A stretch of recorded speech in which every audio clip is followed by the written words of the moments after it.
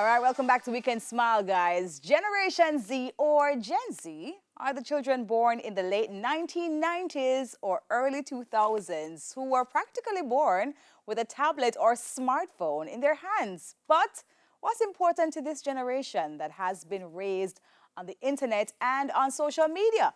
We get to talk to two Jamaican Gen Zs who's going to be giving us some perspective, and they are the co-host of the Gen Z. That's what it's called? Gen Z? Yes. Okay. You hear? Okay, so you know when I was born, right? I was not born in that period. Danielle Mullings and Rattray, welcome to Weekend Smile. Good morning. Good morning. And not so bad, you know, because I'm like millennial on the brink of Gen Z. So I'm not so bad. Yeah. You're basically a Gen Z. I'm basically a Gen We are Z. including you in our gang. So don't Chad, worry. thank you. You see, that's the reason why you're my guy. That's the reason you're my guy. Guys, thank you so much for joining us. I mean, so Gen Z, right? You guys are basically graduating, you know, job hunting. I mean, what's your reality right now and what kind of jobs are you looking for?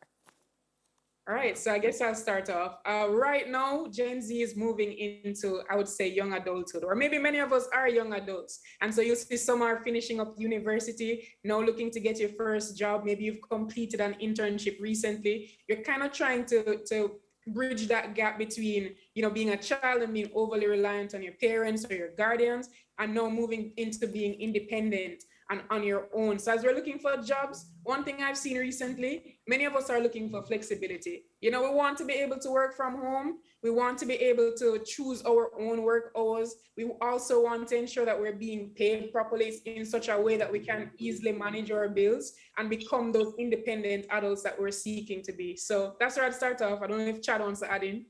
Chad? Certainly, I think, Daniel, you know, we always are on the same page. So I absolutely agree.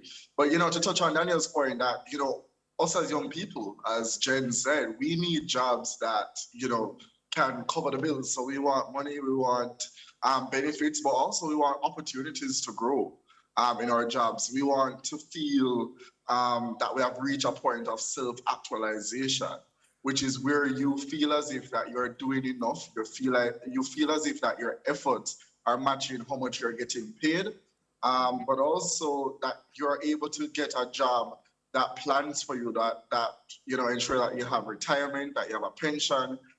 You know, it can't be just short-sightedness, but we have to look on what happens after our years in the labor force after the age of 65, which Daniel and I, we have a way to go, but yeah.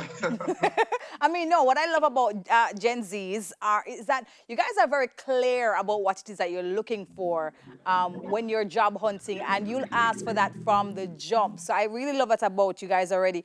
So technology, though, it's been a big part of your lives. You've really grown up seeing it all around. But how does that now play a part when you're looking for jobs, both locally and internationally? Are you off the bat looking for a job that has integrated in a big way technology? Yeah, I mean, absolutely. I think that social media has played a very big role, has played a very critical role in terms of us as Gen Z than any other generation before. The internet, more than ever before, is at the access of our fingertips, or devices that we have. And we are connected to the World Wide Web. And that means that we now have access to not just technology, but communications. So certainly social media has played a role, and young people are utilizing the opportunities in technology, in the spaces. And kind of what I wanted to talk about before is the type of jobs that we need now must fit the type of jobs that are sustainable and what are forward thinking and, you know, looking towards the future. So the technology and the different economies in terms of the orange economy, the green economy, and the blue economy, those three that I came to talk about today are vitally important in terms of the orange, which is the creative industries, the blue, which is underwater and maritime industries, and the green economy, which is renewable energy and reducing carbon footprints. So technology has now enabled us to tap into the information regarding these industries, but also we're able to now get jobs on the internet. We're now able to look up jobs. I mean, LinkedIn. I would advise all young people to be on LinkedIn because, trust me, it is a very good platform in terms of getting jobs online. And we have to look on the post-pandemic period as it relates to the jobs that we need that are going to be very important and central after COVID-19. And that's going to definitely surround technology and those industries. Yeah. Daniel, do you have anything to add to that? Definitely. I mean, I'm biased to technology because I'm studying software engineering and then my minor is in film studies, right? And so I believe that we're seeing this technological revolution happening across the entire world. You know, I started working, or at least volunteering in the international space from first year. And so I know currently work remotely. And so that's something that I'm looking into building on even more. And so it's giving you this global citizen type outlook. And I think many Gen Zers have that kind of outlook and mindset. So it's okay. Daniel, I think, Daniel, are you hearing us? Daniel froze your chat. Are you still with us? That I can leverage from here. Definitely. That's what I got. Okay, so Daniel, the point kind of missed us. You paused for a little bit there. I'm hoping we can get you back solidly. But are you hearing me, Daniel? Yes, I'm hearing you. All right, so let's move on now because one of the things I love about you guys, Gen Zs, is that you guys are very vocal. You're advocates. As Chad there mentioned about the green economy, the orange economy, the blue economy, things that are of interest to Gen Zs. The issues now of social justice. You know, do you have interests there? And what are some of the issues that you guys are focusing on? Well, I think our generation is one of the most active and outspoken generations that there have been in recent times. And so I think one of the biggest ones of recent times would be the Black Lives Matter movement. When that happened, that was across the entire world. You know, that was discussions happening in our WhatsApp group chats. No one topical issue I see everyone talking about is definitely going to be climate change, one, and two, youth migration in terms of where are the opportunities for us as young people here in the Caribbean and specifically in Jamaica. Do we have to go abroad in order to live that ideal type of life that we need, and how can we reform our current country to be better suited to the type of life that we want? So I'd add that in. Chad? Certainly, I agree there. I think, but I'm going to take it from a different perspective. I think, as it relates to social justice, we face some of the greatest challenges of our lifetime. I mean, I'm 22 years old, and I have never seen, well, first of all, I've never experienced a pandemic, that's for sure. And that's the feeling for Gen Z across the board. And we are seeing that the COVID-19 pandemic has highlighted, has shown us how seriously unjust of a society that the Caribbean, Jamaica, and the world is, as it relates to the different social issues that's there that has been plaguing us for years and decades.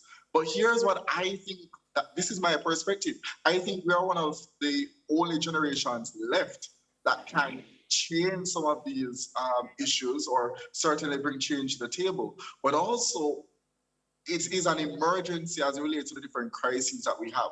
We have the environment crisis in terms of climate change and global warming that Daniel would have referred to. We have the other injustices or the different issues of poverty and the rising hunger and the rising prices, inflation and kill rate. So, you know, we have some serious issues because our society is not equal and it's not a level playing field. And one of the biggest pillars of social justice is ensuring that everyone has access to equal opportunities. And so Gen Z, what our mission and mandate has to be is ensuring that we create a fairer and just society that works for everyone, regardless of your skin color, your race, your heritage, your religion, whatever it is that makes us different. But certainly we are all the same because we all want a better life for ourselves. And I think that's what Gen Z wants. Yeah. You know, I love that. And I love the fact that a big pillar that Gen Z stands on is just acceptance for everybody. And I love that. Regardless of your persuasion, it's just let us find common interests and, you know, let's just try to make good for everybody who's here. But one of the big things, and before we wrap up, communication. How can the generation before, not talking about me, late millennials, you know, but maybe the early millennials and the generation before. How can we now speak to Gen Z?